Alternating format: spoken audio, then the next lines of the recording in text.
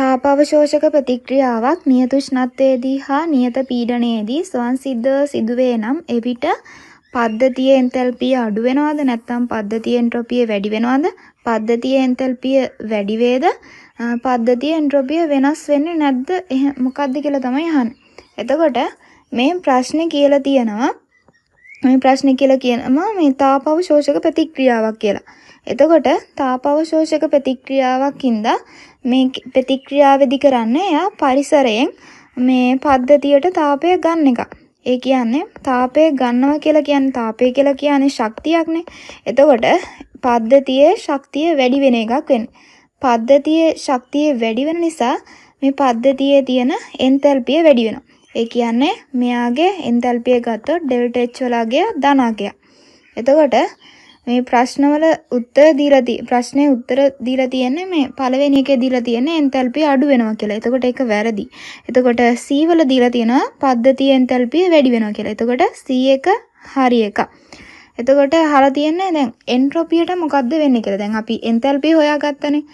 එන්තැල්පිය අපිට හොයා ගන්න පුළුවන් මේ තාපාවශෝෂක කියලා දීලා තියෙන එක.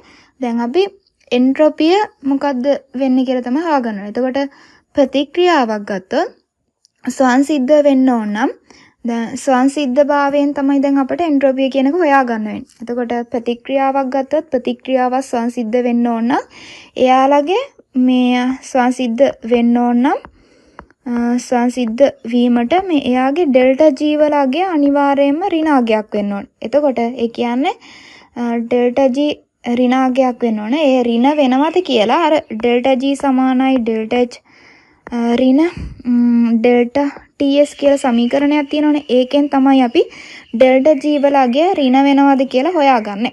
එතකොට ඒ සමීකරණයට අනුව අපිට ඩෙල්ටා H වල හා ඩෙල්ටා S අගයන්ට සාපේක්ෂව ඩෙල්ටා G වල අගයන් මේ හොයන්න පුළුවන්. එතකොට ඒ වගේ අවස්ථා හතරක් තියෙනවා. දැන් අපි මේ අවස්ථා හතර පොඩ්ඩක් බලනවා. එතකොට ඩෙල්ටා H ඊට පස්සේ ඩෙල්ටා S ඒවට අනුව මේ ඩෙල්ටා G වෙනස් වෙන්නේ කොහොමද? පළවෙනි එක තමයි ඩෙල්ටා H වලගේ ඍණාගයක් වෙනවනම් ඩෙල්ටා H වලගේ ඍණාගයක් වෙලා ඊට පස්සේ ඩෙල්ටා S වලගේ ධනාගයක් වුණොත් අපිට ඩෙල්ටා G වලගයක් එන්නේ ඍණ විදිහට. ඊට පස්සේ දෙවෙනි එක තමයි ඩෙල්ටා H වලගේ ධන වෙලා ඩෙල්ටා S වලගේ ඍණ වුණොත් අපිට එන්නේ ඩෙල්ටා G වලගේ ධනාගයක් විදිහට.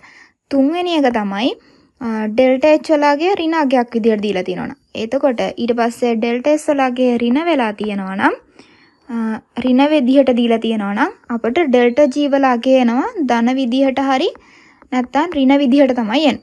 ඊට පස්සේ හතරවෙනි එක තමයි ඩෙල්ටා H වල අගය ධන වෙලා ඩෙල්ටා S වල අගය ධන විදිහට දුන්නොත් ඒ හම්බ වෙන්නේ ඩෙල්ටා G වල අගය විදිහට එන්නේ ධන හරි ඍණ අගයක් විදිහට තමයි හම්බ වෙන්නේ. දැන් අපි මේ ප්‍රශ්නේදී හොයාගත්ත ඩෙල්ටා H වල අගය මේ ධන වෙනවා කියලා. කියන්නේ ඩෙල්ටා H වලගේ ධනාගයක් විදියට හම්බ වෙනවා කියලානේ දැන් මේකේ හොයාගත්තේ. ඒකේ අර තාපාවශෝෂක ප්‍රතික්‍රියාවක් වෙන හින්දානේ අපි ඒක ධන වෙනවා කියලා හොයාගත්තේ. ඒ නිසා දැන් අපි මේ ඩෙල්ටා H වලගේ මේ ධන විදිහට තියෙන අවස්ථා දෙක විතරක් හොයාගන්න. ඒ කියන්නේ දෙවෙනි අවස්ථාවයි හතරවෙනි අවස්ථා දෙක විතරයි අපි දැන් මේකෙදි මේ එන්ට්‍රොපිය වෙනස් වෙන්නේ කොහොමද කියලා හොයාගන්න. ඒ දෙක විතරක් අරන් බලනවා. එතකොට දැන් මේකේ තියෙන්නේ දැන් අපි මේ වගුවේ තියෙන දෙවෙනි අවස්ථාව ගත්තොත් ඒකෙදි කියන්නේ ඩෙල්ටා H වලගේ ධන වෙනවලු. එතකොට ඩෙල්ටා S වලගේ ඍණ වෙනවලු.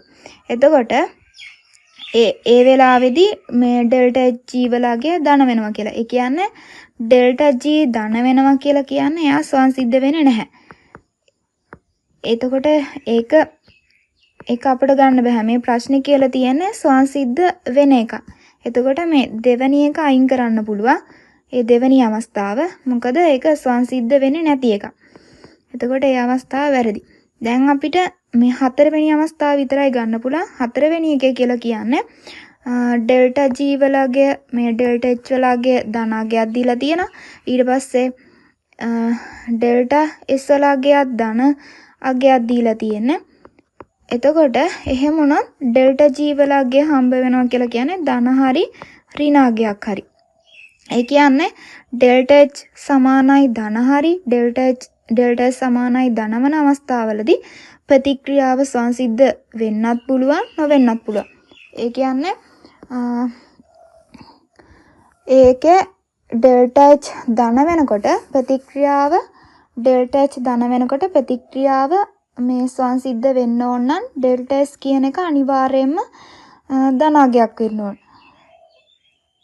එතකොට මේ ඩෙල්ටා ප්‍රතික්‍රියාව සංසිද්ධ වෙන්න ඕන නම් අනිවාර්යයෙන්ම සංසිද්ධ වීමට නම් අනිවාර්යයෙන්ම ඩෙල්ටා H කියන එක ධනාගයක් වෙන්න ඕන, ඩෙල්ටා S කියන එක ධනාගයක් වෙන්න ඕන. ඒක අපි දැන් අර ඩෙල්ටා G කියන එක ඒ සමීකරණයට ආදේශ කරොත් ඩෙල්ටා G සමානයි ඩෙල්ටා H ඍණ ඩෙල්ටා TS කියන එක. එතකොට ඩෙල්ටා H වල ධනාගය මේ ඍණ ලකුණ හැමම තියෙනවා. ඩෙල්ටා S වල අගය තමයි ධනාගය. එතකොට මේ ධනයි ඍණයි ගුණ වුණාම ඉන්නේ ඍණාගය. එතකොට මෙතන ධනාගය.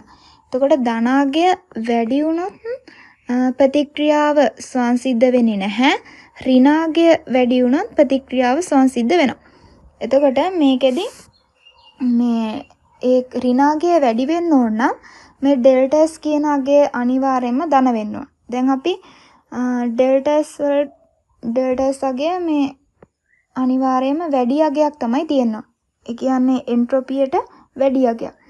ඒ කියන්නේ මේකෙදි උත්තරය තමයි පද්ධතියේ එන්ට්‍රොපිය වැඩි වේ කියන එක. එතකොට මේකේ B හා C කියන උත්තර දෙක විතරයි හරි.